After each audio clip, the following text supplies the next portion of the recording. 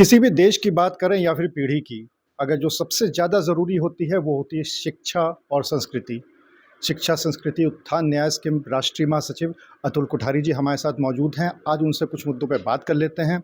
Sir, सबसे पहला जानना चाहेंगे कि जो नई शिक्षा नीति सरकार की तरफ से लागू हुई है, अब आने वाली पीढ़ी उसको पढ़ने वाली है, उसमें ऐसा क्या है जो पिछले 75 सालों में हमारी पीढ़ियाँ नहीं पढ़ पाईं और अब आने वाली पीढ़ियों को बहुत फ़ायदा होगा?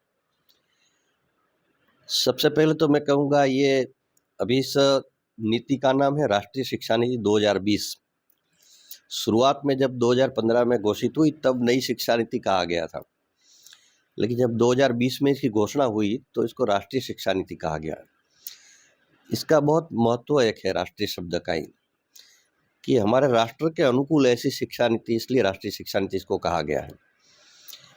ये स्वतंत्र भारत की तीसरी शिक्षा नीति आई है। पहली 68 में आई, दूसरी 86 में आई और तीसरी ये 2020 में आई।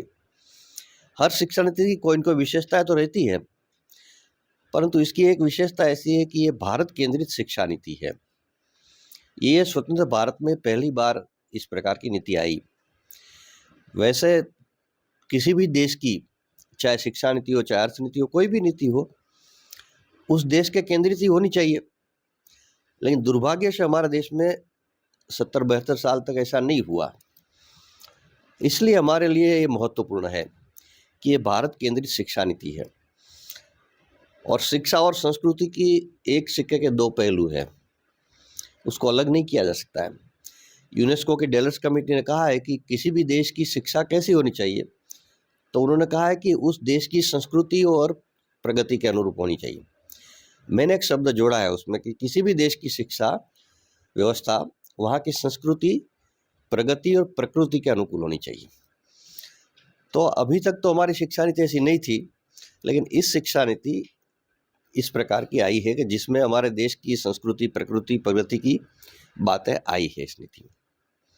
सर, आपको ये लगता है कि अभी तक इतने सालों में, 75 सालों में जो पीढ़ी को पढ़ाया गया, जो युवाओं को पढ़ाया गया, वो नहीं पढ़ाया गया जो कि वाक़ई में इस देश की संस्कृति थी और अब पढ़ाया जाएगा? क्या अभी तक जो पढ़ाई हुई है, क्या वो नहीं थी? जो पढ़ाना चाहे तो नहीं पढ़ाना गया, ये तो एक बात है, लेकिन जो नहीं पढ़ाना चाहे ऐसी बातें पढ़ाई गई थी। यानी हमने शुरू में जो काम शुरू किया था 2004 में, तो शिक्षा बचाओ आंदोलन नाम से हमने काम शुरू किया था उस समय। और वो इसी के कारण शुरू हुआ कि जो पाठ्यक्रम में विकृतियाँ, विसंगतियाँ, हमारी धर्म, हमारी संस्कृति, हमारे महापुरुषों, हमारी परंपराओं, हमारी भाषाओं को सबको अपमानित करने वाली ऐसी बात ही पाठ्यक्रम में थी। इसी के खिलाफ तो हमारा आंदोलन शुरू हुआ और इस आंदोलन में ऐसी ऐसी बातें आई कि देश पूरा खड़ा हो गया। और इसी में से फिर शिक्षा, संस्कृति, उत्थान न्यास प्रारंभ हुआ कि एक समग्र शिक्षा में परिवर्तन की बात आगे ले जानी है। तो इस दृष्टि से फिर हमने ये शुरू किया और हमने पहले से ही 2012 से इस पर काम शुरू कर दिया था। हमने इसको शब्द दिया था कि शिक्षा में एक नया विकल्प चाहिए। यानी शिक्षा में समस्या है ये कहना आसान है, ये गलत है, ये गलत है, ठीक है, फिर गलत है, ठीक है, लेकिन आपके पास विकल्प क्या है? तो हमने इस पर काम शुरू किया कि हर बात में विकल्प बात करो। वैसे हमारी शिक्षा में कुछ गलत थी, उसको सुधार करके नए विकल्प की बात तो एक है ही, लेकिन देश और दुनिया में इतना परिवर्तन होता जाता है, तो उसके अनुरूप हमारी शिक्षा व्यवस्था होनी चाहिए जो नहीं थी। तो इस कारण से हमने शिक्षा में नए विकल्प की बात की और वो हर विषय में नए विकल्प की बात है। तो इस प्रकार हमने क्रमबद्ध काम शुरू किया और ये देश भर में एक बहुत हमने लंबी बहस चलाई। शिक्षा में नया विकल्प का एक प्रारूप हमने प्रिंट किया था, लगभग 15,000 से ज़्यादा पुस्तक छपी उसकी, और देश भर में विश्वविद्यालयों में, केंद्रीय संस्थानों में, महाविद्यालयों में इस पर बड़ा व्यापक विमर्श किया गया। और इसी में से जो सुझाव हमको प्राप्त हुए सारा, वही हमने राष्ट्रीय शिक्षा नीति समिति को दिए थे। और आनंद की बात है कि शिक्षा नीति में ऐसे बहुत सारे सुझाव का समावेश हो गया। तो इस दृष्टि से ये शिक्षा नीति है वो जमीन से आई हुई है, क्योंकि लाखों लोगों ने सुझाव दिए इस शिक्षा नीति में। तो जमीन से जुड़ी हुई बात आती है तो अपने देश की जो आवश्यक वही बात आएगी। तो इस प्रकार की शिक्षा नीति में सारी बात आई हुई है। सर, आपने हमेशा से हिंदी को बहुत ज़्यादा सपोर्ट किया है, मातृभाषा है, लेकिन 75 साल बाद भी आज हमारे देश को एक राष्ट्रभाषा नहीं मिल पाई है। क्यों नहीं मिल पाई? क्या होना चाहिए हिंदी को राष्ट्रभाषा? देखिए, हिंदी को राष्ट्रभाषा एक विषय है, लेकिन मैं ये कहता हूँ कि अभी जो भारतीय भाषाओं का हिंदी का जो स्थान है, हम लोगों ने कुल मिलाकर भारतीय भाषाओं पर काम किया है। हमारा भारतीय भाषा मंच है, भारतीय भाषा अभियान है, इस पर हम काम कर रहे हैं। तो भारतीय भाषाओं में हिंदी भी आ जाती है। तो इतना बड़ा देश है, इतनी भाषाएं हमारी, समृद्ध भाषा है, और कुल मिलाकर जो विज्ञान कहता है, जितना भाषा संबंधित देश और दुनिया में सर्वे, अध्ययन, रिसर्च हुए, सबका निष्कर्ष है कि शिक्षा मातृभाषा में होनी चाहिए। तो हमारा यही कहना है कि भाई जो विज्ञान सम्मत बात है, जो तर्क सम्मत बात है, जिसके प्रमाण है और दुनिया जिसको स्वीकार कर रही है, तो वो हम क्यों नहीं कर रहे हैं? हम जब बाकी विषय आते हैं तब विज्ञान और प्रमाण की बात करते हैं, जब भाषा का विषय आता है तब भूल जाते हो। देखिए, किसी की भाषा का हमारा विरोध नहीं है, अपना विरोध होना भी नहीं चाहिए। हमारे बच्चे समझदार हो जाए, 10 भाषा सीखे, लेकिन शिक्षा का माध्यम ये अपनी भाषा, मातृभाषा, स्वभाषा ही होना चाहिए। और आनंद की बात है कि 75 साल के बाद इस शिक्षा नीति ने इसको बहुत आग्रहपूर्वक रखा है। और मैं जब 2011 से हमने 2011-12 से हमने भारतीय भाषाओं पर काम शुरू किया, तो उसके बाद मैं कहता था कि भाई हमारे सारे पाठ्यक्रम में हमारी भाषा का विकल्प होना चाहिए, चाहे मेडिकल हो, इंजीनियरिंग हो, मैनेजमेंट हो। तो कई बार लोग मजाक करते थे शुरू में, मेरी शिक्षा जगत के लोग, क्योंकि उस समय ये बहुत नई बात लगती थी लोगों को कि मेडिकल का पाठ्यक्रम कहीं हिंदी में, गुजराती में, मराठी में हो सकता है क्या? तो लोग मजाक करते थे। मैंने कहा कि भाई हमारे बच्चे रसिया जाकर रशियन भाषा में मेडिकल का पाठ्यक्रम पढ़ सकते हैं, तो भारत में अपनी भाषा में क्यों नहीं हो सकता है? लेकिन शायद हमने सुझाव एक देने वाले थे इस शिक्षा नीति में। और सबसे कठिन विषय मुझे वो लग रहा था, ये आएगा नीति में क्या, ऐसे मेरे मन में भी आशंका थी। लेकिन आनंद की बात है कि शिक्षा नीति ने उसको स्वीकार किया। इतना ही नहीं, AICTE ने 12 भाषाओं में इंजीनियरिंग का पाठ्यक्रम दे दिया।